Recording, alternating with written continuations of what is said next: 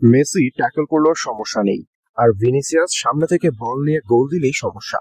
FIFA হয়তো চাচ্ছেই না Brazil বিশ্বকাপ জিতুক, তাই স্কটল্যান্ড কোনো আবেদন না করা সত্ত্বেও রেফারি গোলটি বাতিল করে দিল।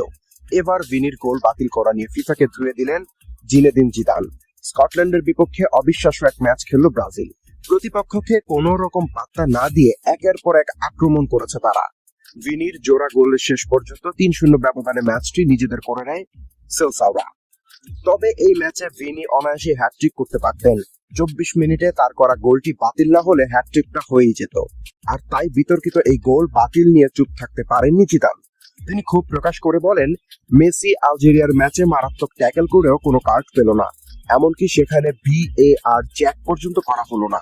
অন্যদিকে ভিনি স্কটল্যান্ডের ডিফেন্ডারের চেয়ে এগিয়ে থেকে পা দিয়ে বল কেড়ে নিয়ে গোল করার পরও ফাউল ধরে তা বাতিল করে দেওয়া হলো। এমনও নয় যে স্কটল্যান্ড গোল বাতিলের কোনো আবেদন করেছিল, তাও রেফারি নিজ দায়িত্বে VAR চেক করলেন। আর্জেন্টিনা ম্যাচে কি VAR চেক করা নিষেধ নাকি? জিদানের মতে আসলে ফিফা হয়তো চাই না ব্রাজিল বিশ্বকাপ জিতুক।